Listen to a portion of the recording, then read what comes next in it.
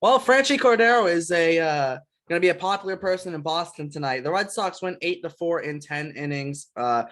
If you don't know, FRANCHY Cordero walk-off grand slam in the 10th inning after the Sox go down 4-3 in the top half of the inning. Big game for the Red Sox. They have won 9 of their last 12, and they are 19-22, which puts them only 3 games back of the Blue Jays and tied for the 8th best record in the American League. My name is Derek, and I'm here with Doug, and you're watching Red Sox recap on Bleacher Brawls. So first things first, I'll throw it over to Doug. Big story, obviously, is FRANCHY Cordero walk-off grand salami. Thoughts on the game, thoughts on FRANCHY Cordero. FRANCHY Cordero saved Jake Diekman from getting roasted on this video right now. I know you don't agree, but because there was it's an unearned runner that he let up, but still, I don't like using him in those high leverage situations. That being said, something that I've been saying every single game this series is there's an unsung hero every single game, right? This time it's in the bottom of the 10th.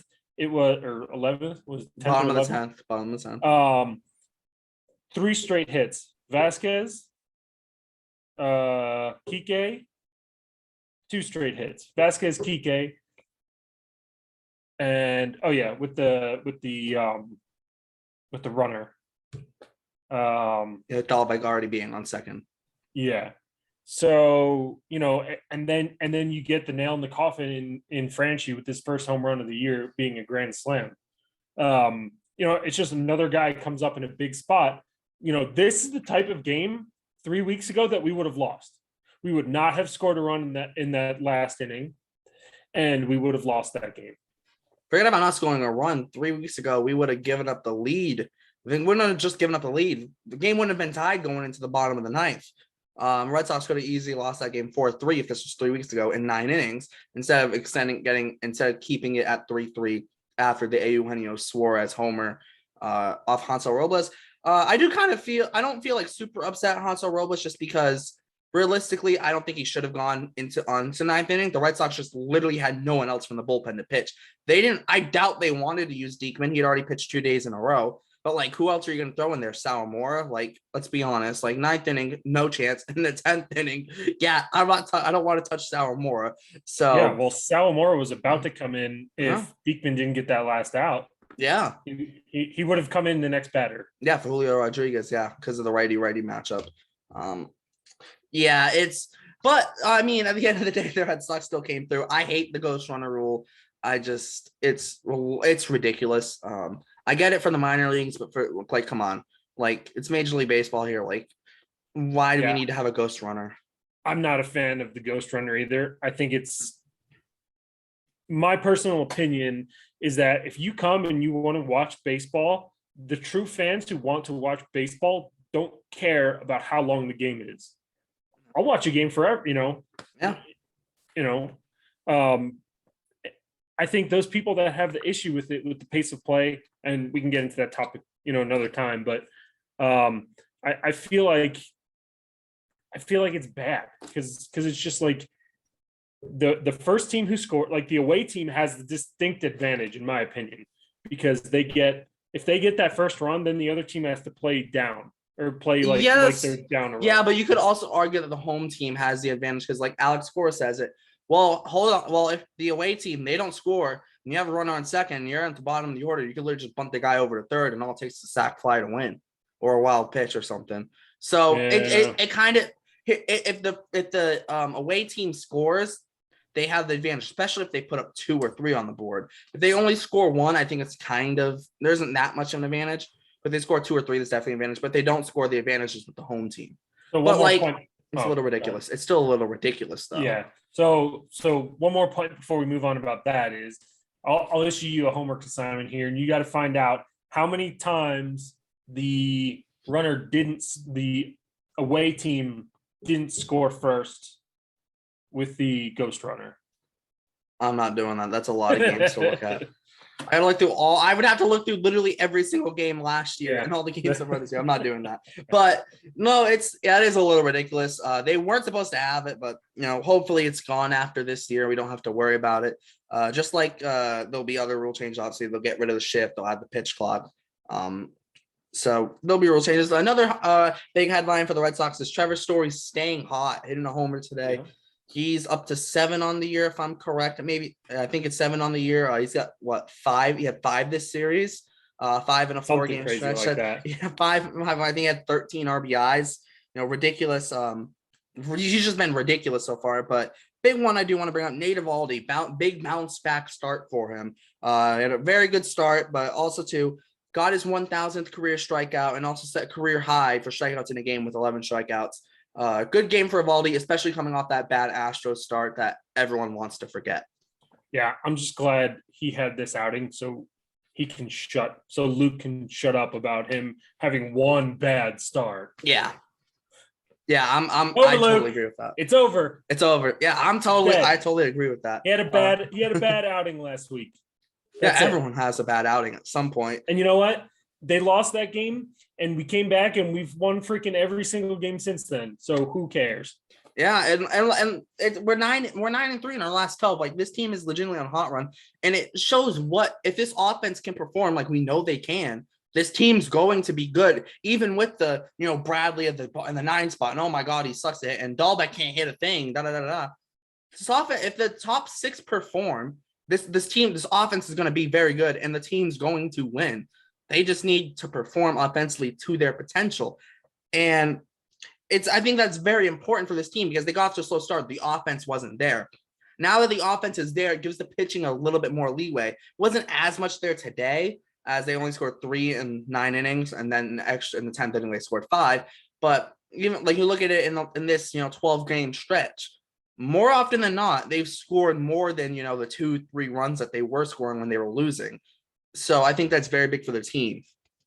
Yeah. Speaking of offense, what rock have I been sleeping under that Christian Arroyo has 2 home runs now? He hit one today. When did he hit his other one?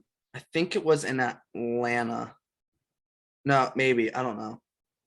Again, maybe it was in Texas. It was on the road, I'm pretty sure. I must have been sleeping under a rock because I do not remember. I don't remember it either. Because I was about to be like, and Arroyo hit his first home run today too, and then I was like, no, he had a second. He had a first one earlier. I just don't know. I don't remember where it was. Moving on to the Mariners side of things, real quick before we kind of hit the final points on the Red Sox. Adam Frazier had a big game, 3 for 5. A little bit of a cheap homer, but it's still a home run. It's the dimensions of the park. It sucks, but still a homer. And then Eugenio Suarez obviously had that homer to tie in the 9th. I mean, that's what he does. He either strikes out or hits a bomb, and it just so happened he hit a bomb that at bat.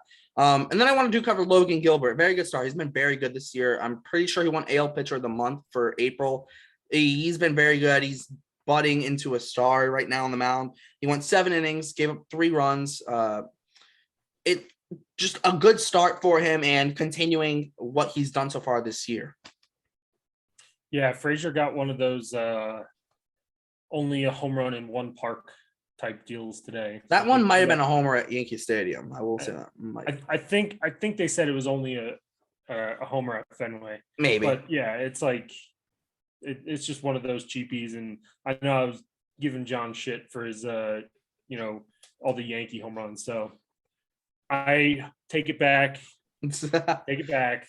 Yeah, take it back. He hit one that was only a homer at Fenway. If that's correct. So, whoa, good for Yankees fans. You have something to yap at us about. Okay, whatever. It's one homer. But back to the Red Sox, obviously, Bogart's on a little bit of a cold stretch. I think it's in 217, his last 7. But the Red Sox have still won games during this kind of mini cold stretch. And I think that's very important to see. JBJ had 2 doubles. But the kind of bigger minor storyline was no Verdugo, no JD.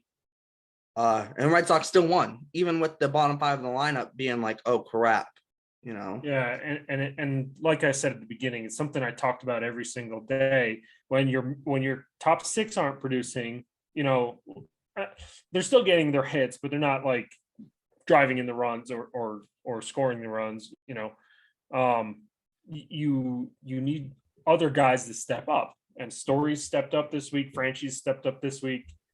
Bobby Dahlbeck is still lost. He so I would like to, in my final thoughts, some things that, very good series, very good week, very good half the, end of the month. Well, we're not at the end of the month yet, but Very good middle last of, week and a half. week and a half, 2 weeks. The bullpen I still think needs to be addressed. The whole Barnes, Sawamura and Robles and Diekman, I still do not feel comfortable putting them in anywhere. And Bobby seems lost. He needs some help, and I think he just needs to go down to the minors. I think that'll happen when Cassis gets called up. When Cassis gets called up, don't be surprised to see Dahlbeck get sent down, because he'll have clear playing time in AAA then. Whereas if they send him down now, where is he really going to play? I just think that needs to happen sooner rather than later. Yeah. Dahlbeck could also be a potential trade candidate if the Red Sox are going to be good this year. If Cassis does come up, where does Dahlbeck really fit in? Who knows? And maybe you could use him to go and try and target someone. My kind of big target's been Wilson Contreras. I mean, because Red Sox could really use some catcher production. I don't think the Cubs would necessarily be interested in Dahlbeck since they kind of have their corners covered. But who knows? Who knows what could happen? But big series for the Red Sox. Series sweep, first one of the year, and it's a 4-game series sweep. They will be going to Chicago for the next series, off day tomorrow. They will have an off day tomorrow, but then they will have a 3-game series in Chicago. Then they come right back home for a 5-game series against Baltimore, which will be interesting.